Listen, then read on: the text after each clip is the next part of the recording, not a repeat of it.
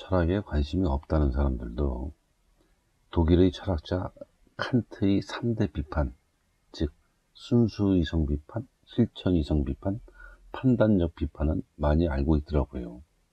그렇다면 칸트는 도대체 뭐가 그렇게 비판할 게 많았기에 그토록 많은 비판을 했을까요? 이에 대해서는 이 세상에 있는 것은 무엇이고 없는 것은 무엇인지 생각하면 쉽게 알 수 있는데요. 처음 순수 이성을 비판한 뒤 얼마 지나지 않아 칸트는 보나마나 자신의 첫 번째 비판에 여러 가지 오류가 있다는 사실을 알게 됐을 겁니다.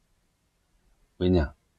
이 세상에 있는 것은 무엇이고 없는 것은 무엇인지 생각하다 보면 자신의 생각에 어떤 오류가 있는지 계속해서 알게 되거든요. 이것을 자기 모순의 발견이라고 하는데요. 시간이 지날수록 도저히 무시할 수 없을 만큼 자기 모순이 계속해서 발견되는 거라.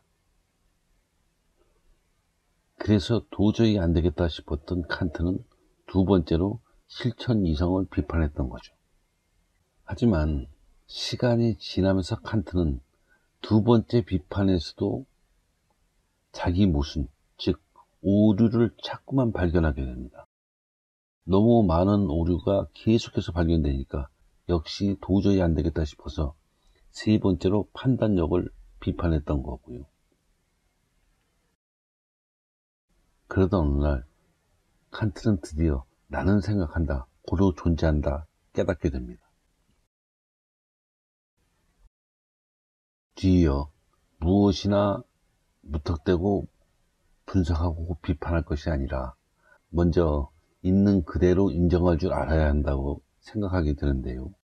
그러면서 오랫동안 분석질과 비판질을 계속했던 자신의 행위 자체가 오류였음을 알게 되고, 그래서 있는 그대로 볼 줄 알아야 한다는 의미로 인정부터 해야 한다는 의미로 물 자체라고 말하게 되죠.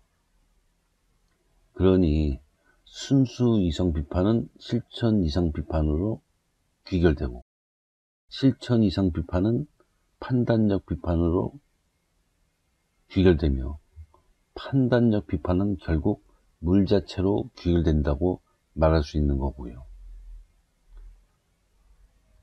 그런데 여기서 한 가지 의문. 칸트가 나는 생각한다, 고로 존재한다 깨달았는지 어떻게 할 수 있는가? 사람은 나는 생각한다, 고로 존재한다를 깨닫기 이전에는 한참 동안 닥치는 대로 분석하고 비판하는데요.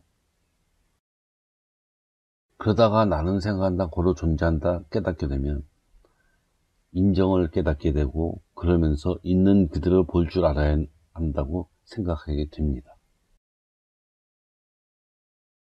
그래서 물 자체라고 말한 것으로 미루어 칸트는 나는 생각한다, 고로 존재한다 깨달았고, 그에 앞서 이 세상에 있는 것은 무엇이고 없는 것은 무엇인지 계속해서 찾으면서 연속해서 자기 모순을 발견했다는 것을 알 수 있는 거죠.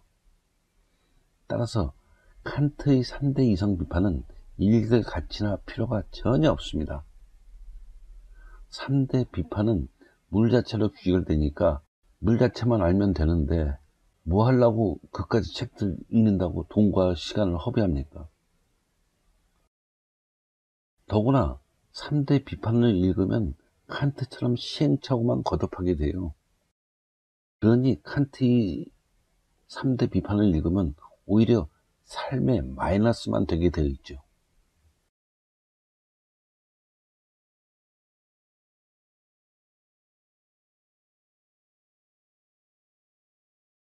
그렇다면 칸트의 3대 비판만 이렇게 읽을 가치나 필요가 없을까요? 그럴 리가 없죠. 사실은 나는 생각한다, 고로 존재한다를 못 깨닫는 사람들이 쓴 글들도 모두 마찬가지예요.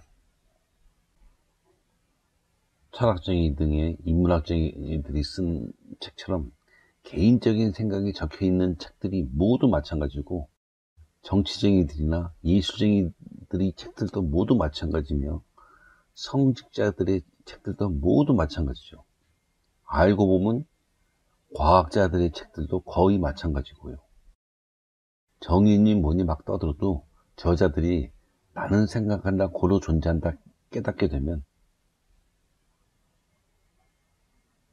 인정부터 하자로 물 자체로 귀결되게 되어 있는데 뭐 하려고 있습니까?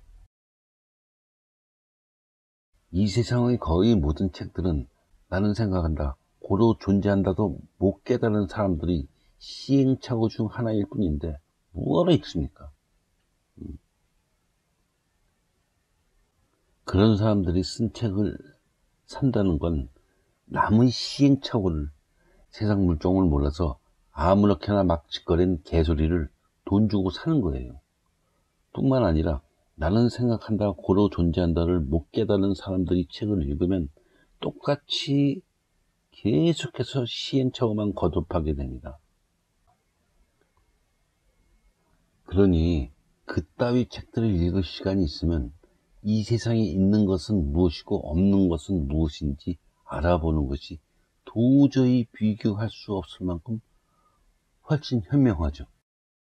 그리고 책을 읽으라고 말하는 것보다 이 세상에 있는 것은 무엇이고 없는 것은 무엇인지 찾아보라고 말하는 것이 역시 비교할 수 없을 만큼 아주 현명하고요.